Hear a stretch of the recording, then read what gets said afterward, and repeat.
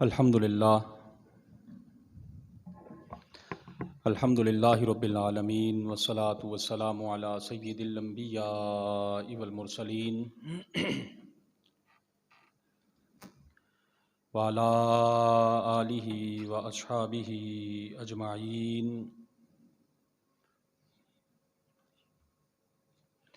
اما بعد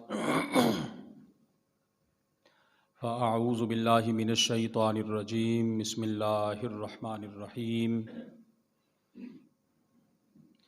الا ان اولیاء اللہ لا خوف علیہم ولا هم یحزنون، صدق اللہ مولانا العظیم وبلغنا رسولہ النبی الکریم الامین،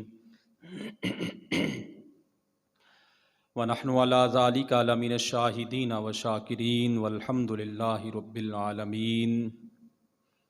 مولایا صلی وسلم دائما ابدا علی حبیبک خیر الخلق کلہم، هو الحبیب الذی ترجى شفاعته لكل هول من الاحوال مقتحم، فإن من جودك الدنيا وضرتها ومن علومك علم اللوح والقلم، بلغ العلا بکمالہ کشف الدجى بجمالہ، حسنت جمیع خصالہ صلوا علیہ وآلہ، ان اللہ وملائکتہ یصلون علی النبی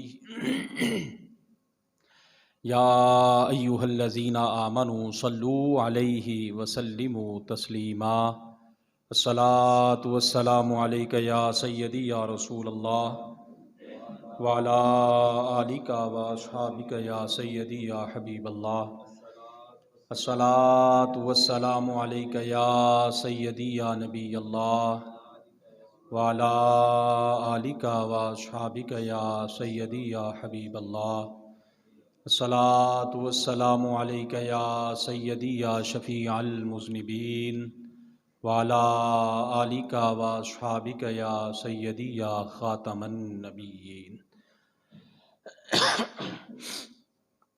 نہایت ہی عزت و احترام کے لائق سامعین و حاضرین، اللہ رب العالمین کے فضل، اس کے احسان اور اس کی توفیق سے نبی اکرم نور مجسم رحمت دو عالم فخر آدم و بنی آدم صلی اللہ علیہ وآلہ وسلم کی نالین اقدس کے تصدق سے ہم سب نماز جمعۃ المبارک کی ادائیگی کے لیے اللہ رب العالمین کے حضور حاضر ہیں۔ پروردگار عالم ہم سب کی اس حاضری کو اپنی بارگاہ میں شرف عزت عطا فرمائے۔ یہ ماہ مبارک حضور سیدی مرشدی پیران پیر روشن ضمیر سیدنا شیخ عبد القادر جیلانی محبوب سبحانی الحسنی والحسینی رضی اللہ تعالی عنہ کی 11ویں شریف والا مہینہ ہے۔ پوری دنیا کے اندر لوگ اس ماہ مبارک کی 11 تاریخ کو حضور سیدی غوث پاک رضی اللہ تعالی عنہ کا عرس مبارک مناتے ہیں، اور یہ شرف کمال صرف اہل سنت ہی کو حاصل ہوا کہ جو اللہ تبارک و تعالی کو وحدہ لا شریک تسلیم کرتے ہیں، اس کے انبیاء پر بھی ایمان لاتے ہیں، نبی علیہ الصلوۃ والسلام کے اصحاب پاک ہوں، نبی علیہ الصلوۃ والسلام کی اہل بیت ہو، یا پھر اولیاء کرام رضوان اللہ علیہم اجمعین ہوں، الحمدللہ ثم الحمدللہ اہل سنت سب کو ہی تسلیم کرتے ہیں۔ اور پھر جس طرح اللہ تعالیٰ نے نبی علیہ الصلوۃ والسلام کی ذات اقدس کو تمام نبیوں کا سردار بنایا، ایسے ہی اللہ تبارک و تعالی نے نبی علیہ الصلوۃ والسلام کی امت کو تمام امتوں کا سردار بنایا۔ جس طرح نبی علیہ الصلوۃ والسلام کی امت تمام امتوں کی سردار ہے، ایسے ہی نبی علیہ الصلوۃ والسلام کی امت کے اولیاء دیگر تمام امتوں کے اولیاء سے افضل اور اعلیٰ ہے۔ اس امت کے اولیاء میں جس کو خصوصی طور پر اللہ رب العالمین نے شان عطا فرمائی وہ حضور سیدی غوث پاک سیدنا شیخ عبد القادر جیلانی محبوب سبحانی الحسنی والحسینی رضی اللہ تعالیٰ عنہ کی ذات اقدس ہے۔ اب آپ اندازہ لگائیں، کوئی پیر ایسا کہ جس کا عرس مبارک صرف اس کے مرید اس کے علاقے تک محدود ہو کر مناتے ہیں، کوئی پیر ایسا کہ جس کا عرس مبارک ایک شہر والے مناتے ہیں، کوئی ایسا برگزیدہ شخص کہ جس کا عرس مبارک ایک صوبے والے اور ایک ملک والے مناتے ہیں، لیکن پروردگار عالم نے حضور سیدی غوث پاک رضی اللہ تعالیٰ عنہ کو وہ مقام، شان، رفعت، مقام عطا فرمایا کہ آپ کا عرس مبارک صرف ایک شہر والے نہیں، ایک علاقے والے نہیں، ایک صوبے اور ملک والے نہیں، بلکہ جہاں جہاں حضور کے غلام موجود ہیں وہاں وہاں حضور سیدی غوث پاک کا عرس مبارک منایا جاتا ہے۔ اور آج آپ دیکھ لیں ہم کہاں، حضور سیدی غوث پاک رضی اللہ تعالیٰ عنہ کہاں؟ کیا ہمارا ان سے کوئی ظاہری رشتہ ہے؟ کیا ہماری ان سے کوئی تعلق داری ہے؟ نہیں، ایسا نہیں ہے، بلکہ جس نے بھی اپنے آپ کو اللہ تبارک و تعالی کے فرامین عالی شان کے مطابق جس نے اپنی زندگی کو بسر کر دیا، یقیناً وہ اللہ کا محبوب بن گیا، اور پھر ایسے شخص کو ہم ولی سے تعبیر کرتے ہیں، ایسے شخص کو ہم ولی سے تعبیر کرتے ہیں۔ اب آئیے چند ایک علامات ان حضرات کی کہ جن کو ہم اپنے وقت میں اور اپنے دور کے اعتبار سے ولی کہتے ہیں، یا جو صحیح معنوں میں اللہ کے ولی گزرے ہیں، ان کی علامات کیا ہیں۔ سب سے پہلے اللہ تعالیٰ کا ارشاد گرامی قرآن کریم فرقان حمید سے ہم رہنمائی لیتے ہیں۔ اللہ تعالیٰ ارشاد فرماتا ہے، الا ان اولیاء اللہ لا خوف علیہم ولا هم یحزنون، خبردار جو اللہ کے دوست ہیں، جو اللہ کے ولی ہیں، اولیاء ولی کی جمع، جو اللہ کے دوست ولی اس کے خاص بندے ہیں، لا خوف علیہم ولا هم یحزنون، نہ تو ان پر کوئی خوف ہے اور نہ ہی وہ غمگین ہوں گے۔ حالات کیسے بھی ہو جائیں، ان کو ماننے والوں کی تعداد ایک ہو یا ہزاروں میں ہو، حالات ان کے موافق ہوں یا ان کے مخالف ہوں، جس کو اللہ شان ولایت عطا فرماتا ہے بندوں سے بے نیاز کر دیتا ہے۔ یہ توجہ رہے، بندوں سے بے نیاز کر دیتا ہے۔ جناب سیدنا صدیق اکبر رضی اللہ تعالیٰ عنہ اس امت کے سب سے پہلے صوفی کامل، اس امت کے سب سے پہلے صوفی باصفا، بقول حضرت سیدی داتا گنج بخش علی حجویری رحمۃ اللہ تعالیٰ علیہ، حضور سیدی داتا گنج بخش علی حجویری رحمۃ اللہ تعالیٰ علیہ نے کشف المحجوب میں جب اولیاء کا تذکرہ کرنا چاہا تو سر فہرست سب سے بڑھ کر صوفی کامل ولی باصفا، صوفی باصفا کا جب تذکرہ ہوا تو سب سے پہلے جناب سیدنا صدیق اکبر کے نام اس میں گرامی پڑا۔ تو حضرت صدیق اکبر اس امت کے سب سے بڑے صوفی ہیں، ان سے بڑھ کر نہ کوئی صوفی، ان سے بڑھ کر نہ کوئی ولی۔ اللہ اکبر۔ اب جب ہم دیکھتے ہیں تو اولیاء کرام کی پہلی شان جو خود پروردگار عالم نے بیان فرمائی، لا خوف علیہم ولا هم یحزنون، نہ ان پر خوف ہو نہ وہ غمگین ہو۔ اب یہ بات ذہن نشین رہے، ہم کسی بھی ولی کا تذکرہ، اس کی تاریخ، اس کی سیرت، اس کے حالات زندگی کا اگر ہم مطالعہ کریں تو ہمیں یہ بات روز روشن کی طرح عیاں ہو جاتی ہے کہ کوئی بھی تو ایسا اللہ کا نیک بندہ نہیں گزرا جس کے مخالفین کثیر تعداد میں موجود نہ ہوں۔ آپ کوئی بھی اٹھا لیجئے، چلیں زیادہ دور نہ صحیح، جو ہمارے سامنے جن کے مزارات موجود ہیں، جن کا تذکرہ ہم مختلف اوقات میں کرتے اور سنتے رہتے ہیں، ان کو دیکھ لیجئے۔ حضور سیدی داتا گنج بخش علی حجویری رحمۃ اللہ تعالیٰ علیہ جب شہر لاہور کے اندر آئے تو حالات کیا تھے؟ اپنے ہی لوگوں نے سب سے پہلے طعن و تشنیع کے تیر برسانا شروع کر دیے. اور جو صحیح معنوں میں صوفی ہوتا ہے، جو صحیح معنوں میں جس کو ولی کہا جا سکتا ہے، اس کا پہلا کام ہی یہ ہوتا ہے کہ جب بھی کہیں وہ اپنا ڈیرا لگاتا ہے، اپنا آستانہ آباد کرتا ہے، تو سب سے پہلے اللہ کے گھر کی تعمیر کرتا ہے.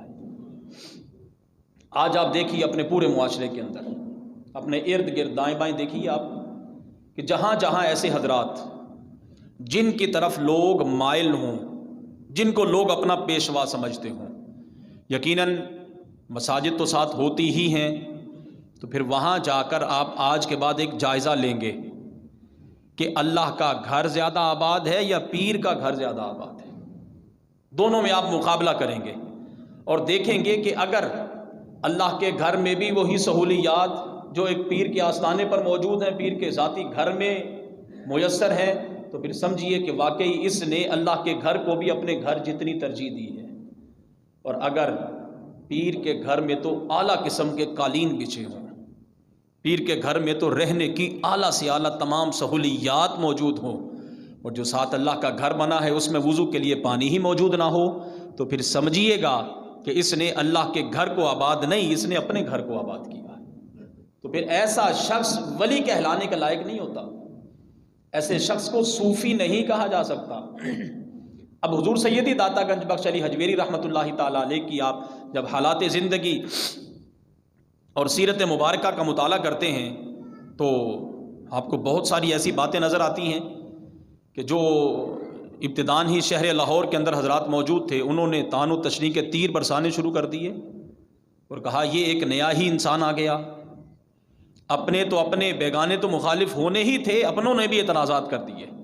مشہور زمانہ اعتراض حضور سیدی داتا گنج بخش علی حجویری رحمۃ اللہ تعالیٰ علیہ پر جو ہوا وہ کہ آپ کی مسجد کے محراب کا قبلہ درست نہیں ہے، سمت ہی درست نہیں ہے. آپ نے جب لوگوں کا اعتراض سنا تو پھر بلا لیا سب کو اور کہا کہ ایک نماز میں سارے ہی میرے پیچھے آ کے تو نماز ادا کریں. اب جب نماز ادا ہوئی، نماز کے بعد جب سب کی روحانی تصرف سے داتا گنج بخش علی حجویری رحمۃ اللہ تعالیٰ علیہ نے آنکھیں کھولی تو بیٹھے تو لاہور میں تھے. فرمایا اب دیکھو کہ یہ محراب کی سمت، قبلے کی سمت درست ہے کہ نہیں ہے. تو پھر سب نے ہی لاہور میں بیٹھ کر خانہ کعبہ کو دیکھا. بیٹھے لاہور میں ہیں، نظریں جا رہی ہیں خانہ کعبہ پر. پھر پوچھا اب بتاؤ ہاں سمت درست ہے کہ نہیں. سب قدموں میں گرے اور کہنے لگے حضور ہمارے دیکھنے میں فرق تھا، آپ تو ٹھیک ہی فرما رہے تھے. تو یقیناً جس شخص کو بھی اللہ رب العالمین اس راستے کے لیے منتخب کرتا ہے، اعتراض تو اس پر ہوتے ہیں، لوگ طعن و تشنیع کے تیر تو برساتے ہیں، مخالفت تو اس کی عام ہوتی ہے. اب ان سارے حالات کے اندر ولی کی پہلی نشانی جس کو پروردگار عالم نے بیان فرمایا، لا خوف علیہم ولا هم یحزنون، نہ تو اس پر کسی قسم کا خوف ہوتا ہے نہ ہی وہ غمگین ہوتے ہیں. اللہ اکبر. اب آپ یہ دیکھیے، یہ تو وہ حضرات ہوئے جو اپنے تھے، کلمہ طیبہ بھی پڑھتے تھے، جنہوں نے داتا گنج بخش علی حجویری رحمۃ اللہ تعالیٰ علیہ پر اعتراض کیا. اب بادشاہان وقت، حاکم وقت بھی مخالف ہو گیا، اس نے بھی صوفی وقت اور فقیر وقت کو للکار دیا. تو پھر آپ یہ دیکھیے، ایک طرف ساری کفر کی حکومت اور دوسری طرف اکیلے داتا گنج بخش علی حجویری. حضور بابا صاحب کی سیرت کو اٹھا کے دیکھ لیجیے. الغرض یہ کہ جتنے صوفیہ ہمارے گزرے، آپ ان میں سے کسی ایک کی سیرت کو اٹھائیے تو ہمیں جو ان سب کے اندر ایک مشترک بات نظر آئے گی وہ یہ ہے کہ یہ حضرات اللہ رب العالمین کا نام علل اعلان بلند کرتے ہیں، اور اگرچہ سارا زمانہ ان کا مخالف ہو جائے نہ تو ان پر خوف ہوتا ہے نہ یہ غمگین ہوتے ہیں. تو پہلی نشانی. دوسری نشانی اللہ کے ولی کی جو میرے اور آپ کے کریم آقا صلی اللہ علیہ وآلہ وسلم نے ارشاد فرمائی. رسول کریم صلی اللہ علیہ وسلم نے اپنے صحابہ سے ان کی موجودگی میں ارشاد فرمایا، اے میرے صحابہ، کیا میں تمہیں تم میں سے بہترین شخص کے بارے میں نہ بتاؤں؟ صحابہ کرام رضوان اللہ علیہم اجمعین نے عرض کیا، یا رسول اللہ صلی اللہ علیہ وسلم، جی ہاں ضرور ارشاد فرمائیے. اب جملہ سنیے، آج ہماری ترجیحات کو دیکھیے اور پھر اس کے بعد نبی علیہ الصلوۃ والسلام کی جو تعلیمات ہیں ان کو دیکھیے۔ صحابہ کرام رضوان اللہ علیہم اجمعین نے عرض کیا جی ہاں یا رسول اللہ صلی اللہ علیہ وسلم، ضرور ارشاد فرمائیے۔ اب نبی علیہ الصلوۃ والسلام نے ارشاد فرمایا خیارکم الذین اذا رؤوا ذکر اللہ، تم میں سے بہترین شخص وہ ہے کہ جب تم اس کے چہرے کو دیکھو تو تمہیں خدا یاد آ جائے۔ آپ جب بھی کسی آستانے پر جائیں، جب بھی کسی آستانے پر جائیں، جب بھی کسی ایسے شخص کے پاس آپ حاضر ہوں، موجود ہوں کہ جو اپنے آپ کو کسی نہ کسی معنی میں تعبیر کرتا ہو اور کہتا ہوں میں ولی ہوں، نقیب ہوں، اوتاد ہوں، ابھی ہم اس پر بھی تذکرہ کرنے والے ہیں کہ زمانے کے اندر ایک وقت میں کتنے نام کے حضرات پائے جاتے ہیں، لیکن اس سے پہلے ہمیں پہچان ہوگی تبھی جا کر تو ہم ان کو معلوم کریں گے اور ان کی تلاش کریں گے۔ تو سب سے پہلے لا خوف علیہم ولا هم یحزنون، نہ ان پر کوئی خوف اور نہ ہی وہ غمگین ہوں گے۔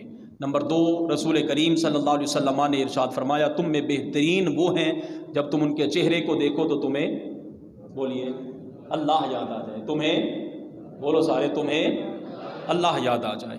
اب آپ آئیے ذرا ہم نیچے صوفیاء کی طرف آتے ہیں کہ انہوں نے ولی کی تعریف کیا فرمائی، ولی کس شخص کو انہوں نے قرار دیا۔ حضرت سیدنا جنید بغدادی رحمۃ اللہ تعالی علیہ آپ فرماتے ہیں ولی وہ ہے کہ جسے اللہ کے علاوہ کسی کا خوف نہ ہو۔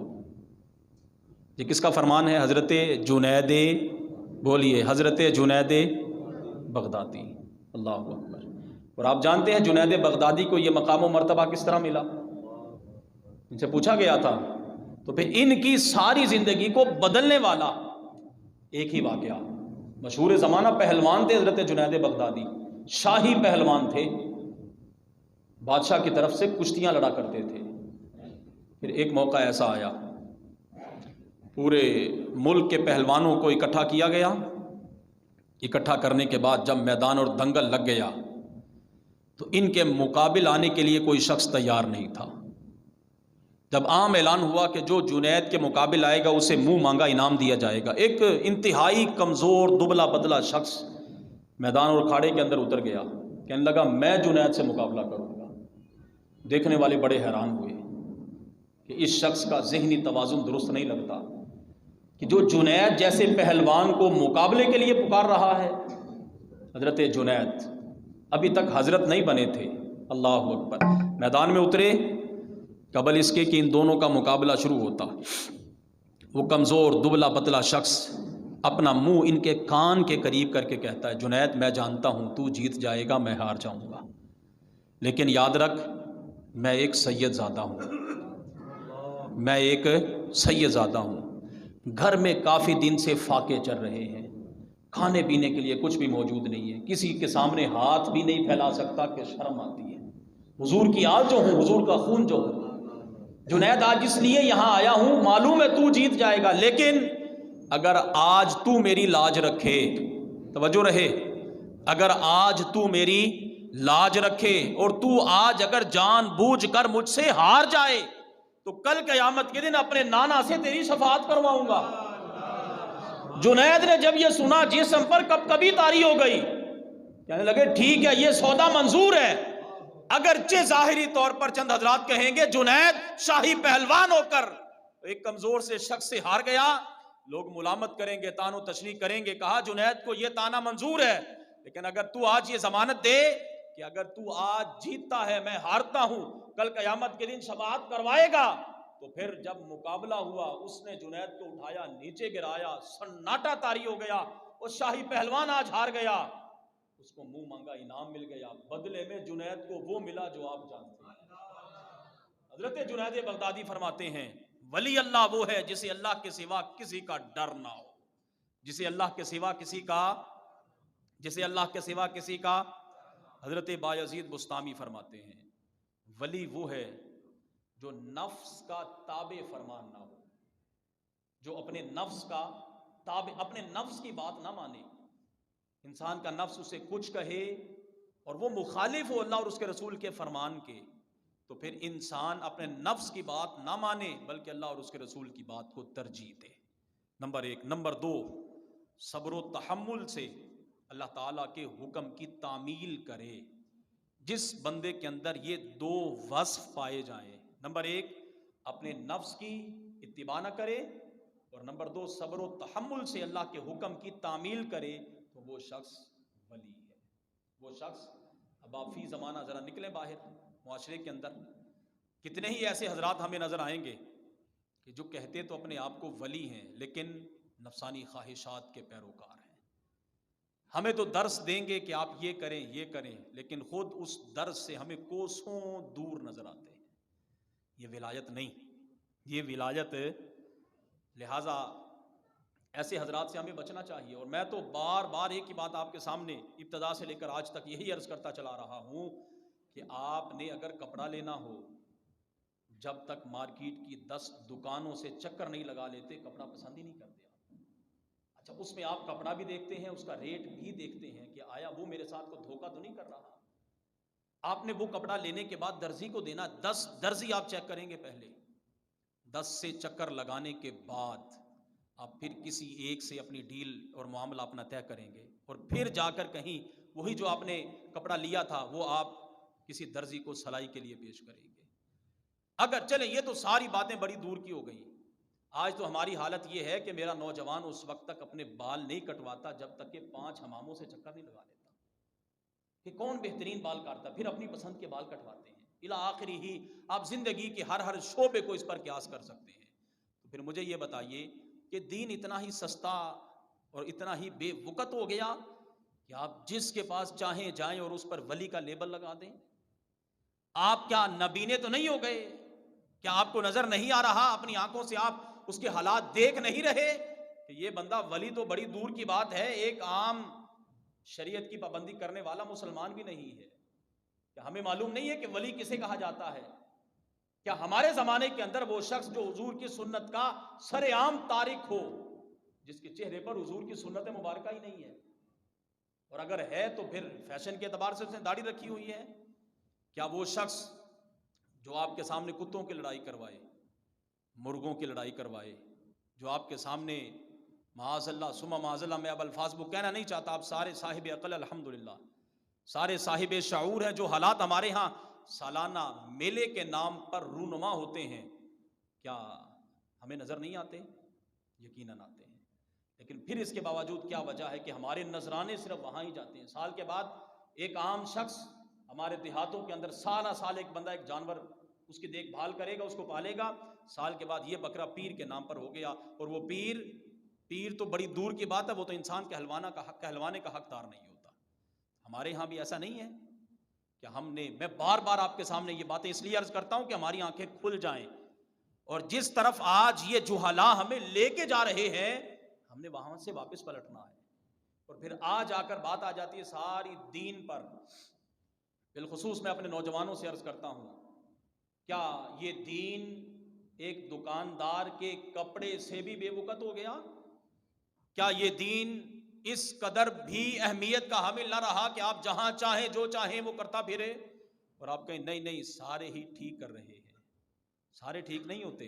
اور ایک ہمارے ہاں عرف عام کے اندر ایک بڑی عام غلط فہمی جو پائی جا رہی ہے، اگر کسی کو سمجھانے کی کوشش کی جائے تو آگے سے کہتے ہیں نہیں سارے ہی ٹھیک ہے، جو جہاں لگا ہے لگا رہے، جو جہاں لگا ہے۔ اور جناب یہ کیسے درست ہو گیا؟ اگر سارے ہی ٹھیک ہو گئے تو پھر رسول کریم صلی اللہ علیہ وسلم بدر میں کیوں تشریف لے گئے؟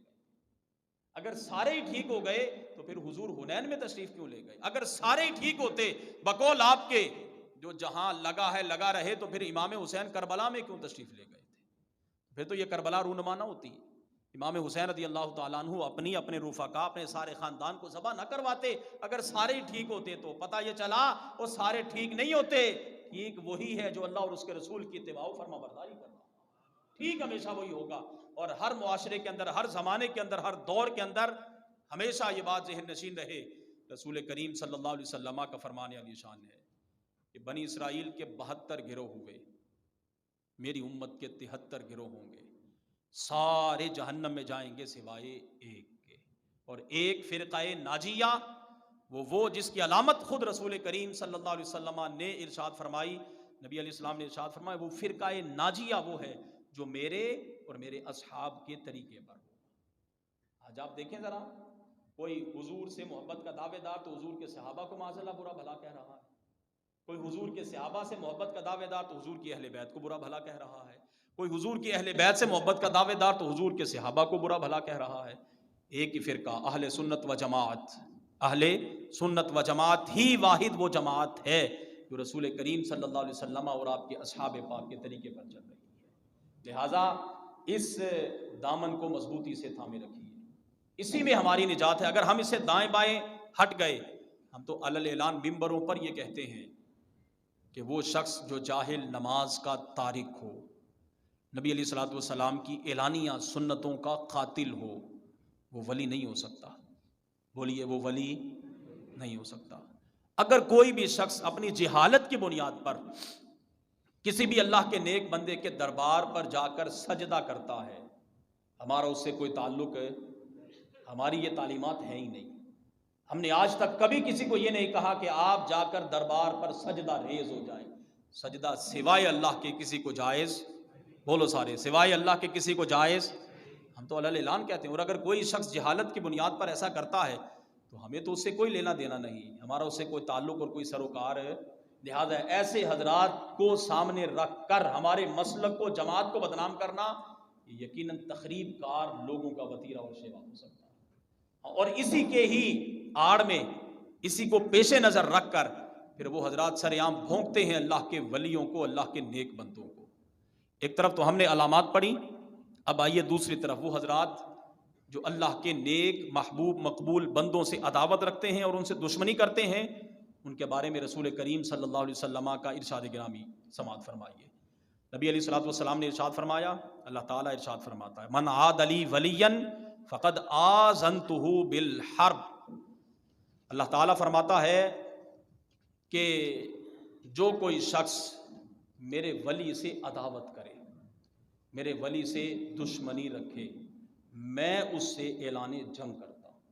یہ میرے رب کا فرمان ہے۔ جو بندہ ولی کی ولایت کو تسلیم نہ کرے، ولایت کے احوال آپ کے سامنے ابھی آپ سن چکے، ایک ایسا بندہ جو شریعت کا پابند ہے، طریقت کا پابند ہے، اور یہ باتیں بھی ہمارے ہاں بارہا ہم کہہ چکے، جہلا جو خود شریعت پر عمل نہیں کرتے، وہ اپنے ماننے والوں کو درس اس بات کا دیتے ہیں، نہیں نہیں، صوفیوں کی راہ اور ہے اور مولویوں کی راہ اور ہے۔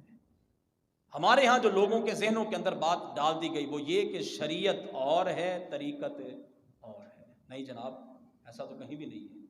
آپ مجھے کوئی ایسا شخص بتائیے، کوئی ایسا شخص بتائیے، اللہ اکبر، کہ جس نے شریعت کو چھوڑ کر طریقت پر عمل کیا ہو۔ ہمارے سامنے تو کوئی بھی ایسا شخص نہیں ملے گا۔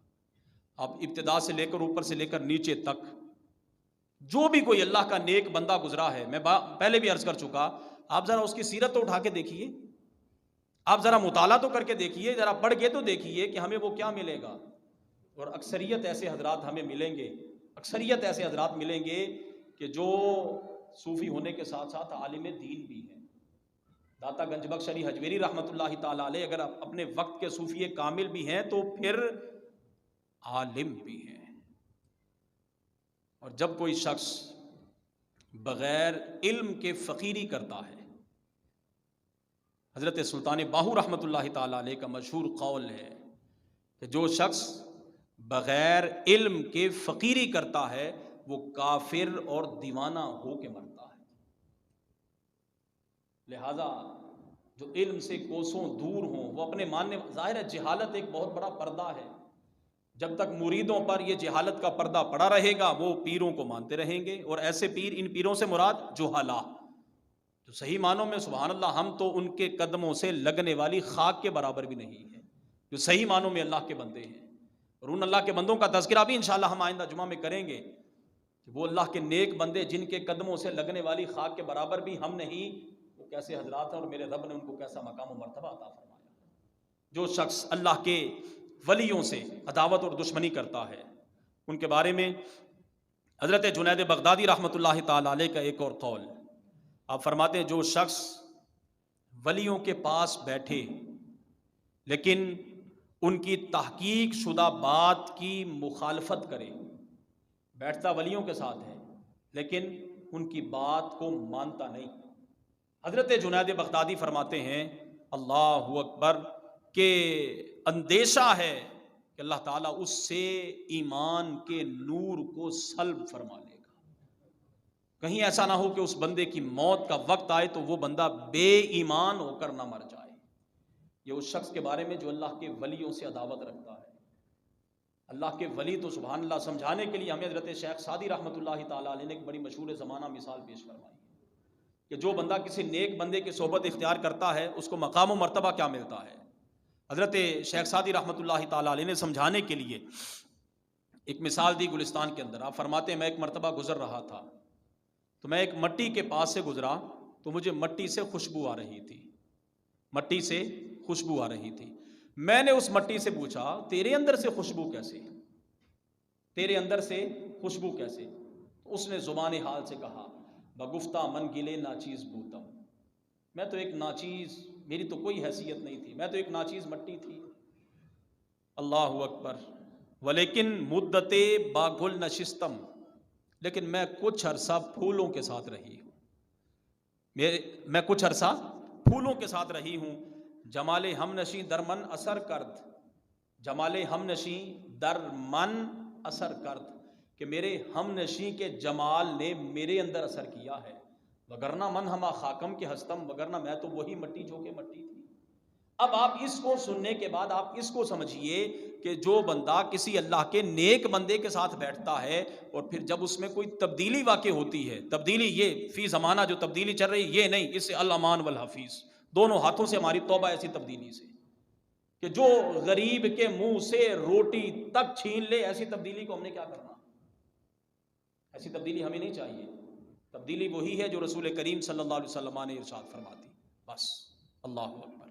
اب اگر کوئی شخص کسی نیک بندے کے ساتھ بیٹھے اور وہ اپنے آپ کے اندر روحانی طور پر تبدیلی محسوس کرے، پھر جب کوئی اس سے پوچھے کہ جناب کل تک تو نماز نہیں پڑھتے تھے، آج نماز کیسے، کل تک تو فلاں گناہ کرتے تھے، آج اس سے تائب ہو گئے، کل تک فلاں برائی تیرے اندر پائی جاتی تھی، آج اس سے کوسوں دور جا رہا ہے، تو پھر یہ بندہ جو اللہ کے ولی کے پاس بیٹھتا ہے یہ کہتا میرا کمال نہیں، میرے یار کا کمال ہے۔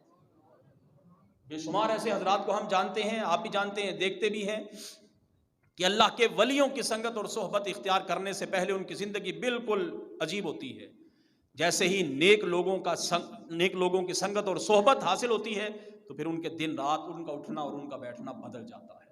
اور پھر ایسے حضرات کو جو اللہ کے نیک بندوں کی صحبت اختیار کرتے ہیں، میرا رب انہیں کیا انعام عطا فرماتا ہے۔ تو اس کا تذکرہ میرے اور آپ کے کریم آقا صلی اللہ علیہ وآلہ وسلم نے ایک طویل حدیث پاک کے اندر ارشاد فرمایا۔ نبی علیہ الصلوۃ والسلام ارشاد فرماتے ہیں اللہ تعالیٰ کے کچھ فرشتے ایسے ہوتے ہیں کہ جن کے ذمے ہی یہ کام ہے کہ وہ آسمان سے زمین پر آتے ہیں، زمین پر گھومتے رہتے ہیں، چکر لگاتے رہتے ہیں، اور وہ اہل ذکر کی مجلس کو تلاش کرتے ہیں۔ اہل ذکر سے مراد ایسی مجلس جہاں پر بیٹھ کر اللہ اور اس کے رسول صلی اللہ علیہ وسلم کا ذکر ہو رہا ہوتا ہے، وہ فرشتے ایسی مجالس کو ڈھونڈتے رہتے ہیں۔ اب مختلف ٹولیوں کے اندر وہ فرشتے زمین پر اتر کر تو پھرتے ہیں۔ اب جب کوئی فرشتوں کی جماعت اس گروہ کو جو اللہ کا ذکر کر رہی ہو اسے پا لیتے ہیں تو پھر وہ باقیوں کو آواز دیتے ہیں آ جاؤ آ جاؤ، ادھر آ جاؤ، ہم جس مقصد کے لیے آئے ہیں وہ تو یہاں ہو رہا ہے۔ اب وہ سارے فرشتے وہاں آتے ہیں۔ نبی علیہ الصلوۃ والسلام نے ارشاد فرمایا اس مجلس کے اوپر وہاں سے لے کر آسمان تک اپنی نورانی پروں کے ذریعے سایہ کر دیتے ہیں۔ اب جب تک وہ مجلس قائم رہتی ہے وہ فرشتے اپنے نورانی پر اس مجلس کے اندر برقرار رکھتے ہیں۔ جب وہ اہل ذکر کی مجلس ختم ہوئی، فرشتے اللہ کے حضور حاضر ہوئے، باوجود اس کے کہ اللہ تعالیٰ سب کچھ جانتا ہے۔ میرا رب اپنے فرشتوں سے پوچھتا ہے میرے فرشتوں کہاں سے آئے ہو؟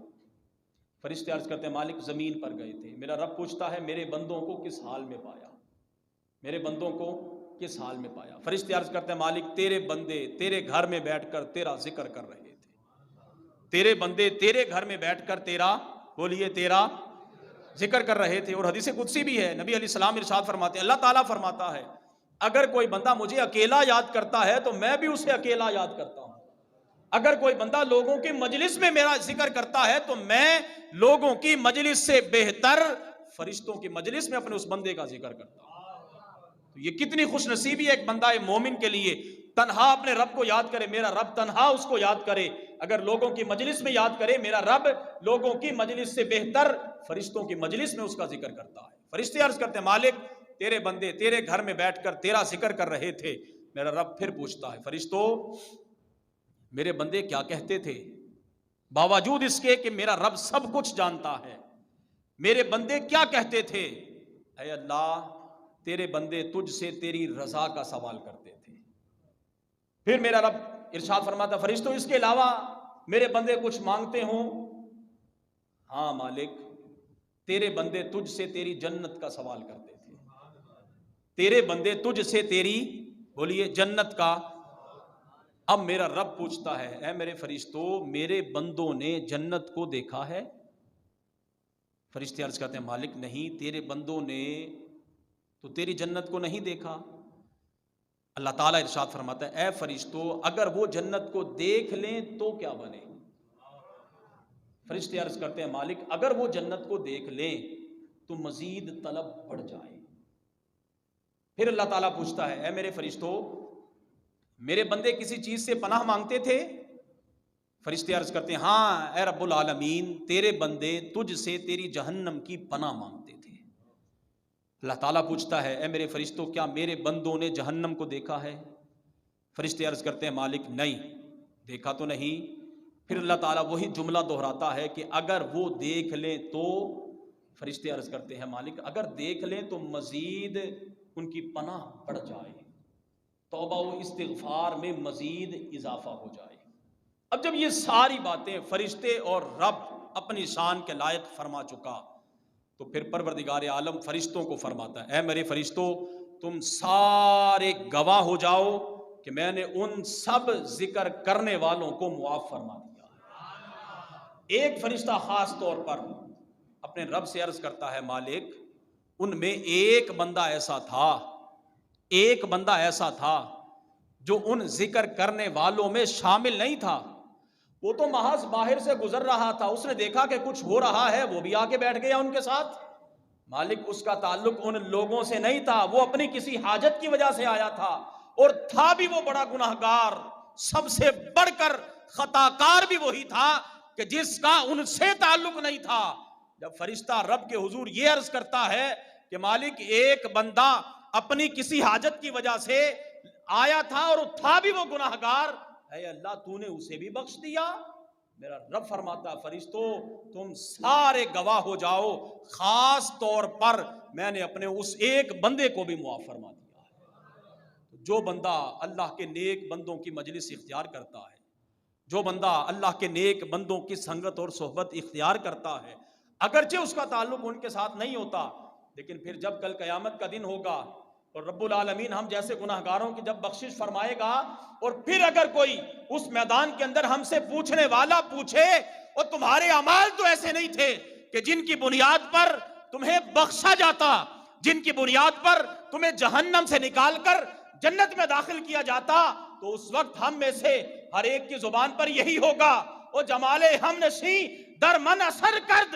وگرنہ من ہما خاکم کی ہستم، کہ ہمارا کمال نہیں، کمال تو ہے مدینے والے کا، کمال ہمارا نہیں۔ ہم تو جانتے ہیں کہ ہمارے تو صبح بھی گناہوں میں گزرتی تھی، ہم جانتے ہیں ہمارا دوپہر بھی گناہوں میں گزرتا تھا، ہم جانتے ہیں ہمارا ظاہر باطن دن رات گناہوں میں گزرتا تھا، اور پھر تمہاری بخشش کیسے ہو گئی؟ ہم میں سے ہر ایک بندہ کہے گا میرے رب نے ہمارے گناہوں کی طرف نہیں، محبوب کی شفاعت کی وجہ سے حضور کے غلاموں کی بخشش فرما دی ہے۔ تو پھر ہم کہیں گے جمال ہم نشیں در من اثر کرد، جمال ہم نشیں در من اثر کرد، کہ ہمارے ہم نشیں کے جمال نے ہمارے اندر اثر کیا ہے۔ لہٰذا آج ہمارے پاس وقت ہے، بری صحبتوں کو چھوڑ دیجئے، بری مجلسوں کو چھوڑ دیجئے، بری سنگتوں کو چھوڑ دیجئے، برے یارانوں کو چھوڑ دیجئے، برے دوستوں کو چھوڑ کر ایسے حضرات کی سنگت صحبت میں آ جائیے جو خود بھی اللہ والے ہوں اور تمہیں بھی اللہ والے بنا دیں۔ اور پھر اس پر میں آخری بات عرض کروں، اگر کوئی بندہ ان سے محبت نہ کرتا ہو، محض کسی اپنی غرض کی وجہ سے ان کے پاس آ جائے، تو پھر جن کا ذکر مبارک انشاءاللہ ہم آئندہ جمعہ کریں گے، ان کی سیرت مبارکہ کا صرف ایک پہلو، رات کا وقت ہے، ایک شخص آ گیا دن کے وقت اسی صاحب مکان کے گھر کے قریب سے گزرا تھا، اس نے دیکھا لوگوں کا ایک ہجوم ہے، کسی سے پوچھا یہاں لوگوں کا اتنا رش کیوں لگا ہوا ہے؟ کسی بتانے والے نے بتایا یہ اس عظیم ہستی کا گھر ہے کہ اگر اس گھر کی خاک بھی کسی کو مل جائے، اس گھر کی خاک بھی کسی کو مل جائے تو وہ مٹی بھی سونے کے برابر ہے۔ نشان لگایا چلا گیا، رات ہوئی، اس نے کہا آج رات اسی گھر ڈاکہ ڈالیں گے۔ اللہ اکبر، رات کا جب آخری پہر آیا، گھر میں داخل ہوا چوری کی غرض سے، دائیں بائیں دیکھا تو وہاں تو کچھ بھی موجود نہیں تھا، دائیں بائیں دیکھا تو وہاں کچھ بھی موجود نہیں تھا۔ بالآخر اس کو آہٹ محسوس ہوئی، اسے پتا چلا کہ صاحب خانہ تو جاگ رہے ہیں۔ جب دیکھا تو صاحب خانہ مصلی بچھایا ہوا ہے، سر سجدے میں ہے، اپنے رب سے راز و نیاز کی باتیں جاری ہیں، اور یہ گھر کسی عام بندے کا نہیں، یہ اسی شخصیت کا گھر تھا کہ جن کا عرس مبارک ہم اس مہینے میں مناتے ہیں، حضور سیدی غوث پاک رضی اللہ تعالیٰ عنہ۔ اب جب آہٹ محسوس ہوئی، گھر میں ایک کونے کے اندر کسی چادر کے اندر صف کے اندر لپٹ کے تو کونے میں لگ گیا کہ جیسے ہی اب یہ سوئیں گے تو میں یہاں سے موقع پا کر تو نکل جاؤں گا۔ کچھ دیر گزری، کچھ حضرات آ گئے، آ کر کہنے لگے حضور سیدی وہ فلاں علاقے کا جو کتب اور ابدال تھا اس کا وصال ہو چکا ہے، لہذا اس کی جگہ پر ہمیں کوئی اور کتب اور ابدال عطا فرمائیے۔ حضور سیدی غوث پاک رضی اللہ تعالیٰ عنہ فرماتے ہیں کہ اب نہیں، صبح آنا، صبح پھر کسی کی ڈیوٹی اور ذمہ داری لگا دی جائے گی۔ انہوں نے اصرار کیا، جب ان کا اصرار بڑھا کہ نہیں ہمیں ابھی چاہیے تو پھر دریائے رحمت جوش میں آیا۔ اب یہ بندہ آیا تو کسی اور غرض سے تھا تو گناہگار، لیکن جب آیا تو اور تھا۔ جب لوگوں کا اصرار بڑھا، ادھر دریائے رحمت جوش میں آیا، فرمایا اچھا اگر ابھی تمہیں چاہیے تو گھر کے وہ کونے میں لپٹا ہوا شخص پڑا ہے اسے لے جاؤ، وہی تمہارا ابدال ہے۔ وہ بھی کانپتا ہانپتا ہاتھ جوڑتا آ گیا، حضور نہیں نہیں میں تو چور تھا، چوری کی غرض سے آیا تھا، مجھے کیا پتا کتب ابدال غوث کیا ہوتا ہے، حضور میں تو چوری کی غرض سے آیا ہوں۔ آپ نے فرمایا نا نا، جب تو آیا تھا چور تھا، اس گھر سے جائے گا تو ابدال بن کر جائے گا۔ اللہ اکبر۔ لہٰذا اچھوں کی سنگت اور صحبت اختیار کر لیجئے۔ آج اگر ہم اچھوں کے لڑ اور سنگ لگ گئے تو پھر سمجھیے ہماری انشاءاللہ زندگی بھی بہتر ہو جائے گی، قبر بھی بہتر ہو جائے گی، اور حشر بھی بہتر ہو جائے گا۔ اللہ تعالی ہم سب کو اپنے نیک بندوں کی محبت عطا فرمائے، آمین۔ وآخر دعوانا ان الحمد للہ۔